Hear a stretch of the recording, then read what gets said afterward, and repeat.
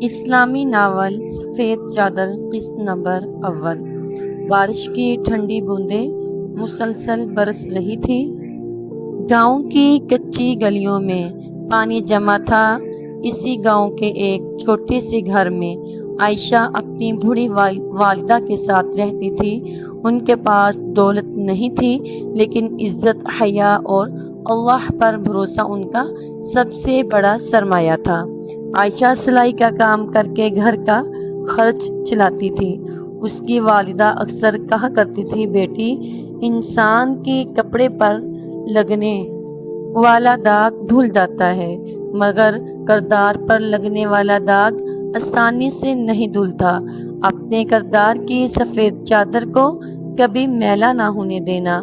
عائشہ ہر بات دل میں بسا لیتی۔ ایک دن شہر کی ایک بڑی دکان سے اسے ملازمت کی پیشکش ہوتی۔ تنخواہ اتنی تھی کہ ان کی ساری پریشانیاں ختم ہو سکتی تھی، مگر چند دن بعد دکان کے مالک نے تنہائی میں اس سے ایسی بات کہی جس سے اس کی عزت اور غیرت کو ٹھیس پہنچی۔ عائشہ نے فوراً ملازمت چھوڑ دی۔ گھر واپس پہنچی تو ماں نے پوچھا، بیٹی کیا ہوا؟ عائشہ کی آنکھوں سے آنسو بہنے لگے۔ اس نے کہا، امی، ہم بھوکے رہ لیں گے مگر اپنی عزت کا سودا نہیں کریں گے۔ ماں نے اسے سینے سے لگا لیا اور کہا، اللہ کی قسم، جس نے اپنی عزت کی حفاظت کی، اللہ اس کی عزت پوری دنیا میں بلند کر دیتا ہے۔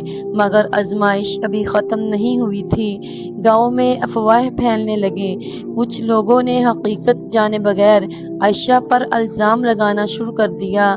کئی رشتے ٹوٹ گئے، کئی دروازے بند ہو گئے، مگر عائشہ ہر رات تہجد میں صرف ایک دعا مانگتی، یا اللہ، اگر میں سچی ہوں تو میری بے گناہی کا فیصلہ تو خود فرما۔ کئی مہینے گزر گئے۔ ایک دن اچانک شہر کی اسی دکان کے مالک کو مالی بدعنوانی کے جرم میں گرفتار کر لیا گیا۔ تحقیقات میں معلوم ہوا کہ اس نے کئی لڑکیوں کو ہراساں کیا تھا۔ اس کی حقیقت سب کے سامنے آ گئی۔ پورا گاؤں خاموش ہو گیا۔ جن لوگوں نے عائشہ پر الزام لگایا تھا وہ شرمندہ ہو کر اس کے گھر آئے اور معافی مانگی۔ عائشہ نے سر جھکا کر صرف اتنا کہا، میں نے اپنا معاملہ لوگوں کے سپرد نہیں کیا تھا، میں نے اپنے رب کے سپرد کیا تھا۔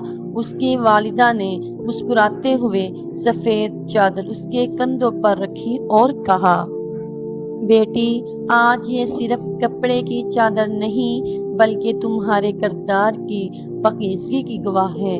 عائشہ کی آنکھوں سے شکر کے آنسو بہنے لگے۔ اسے یقین ہو گیا کہ اللہ کی عدالت میں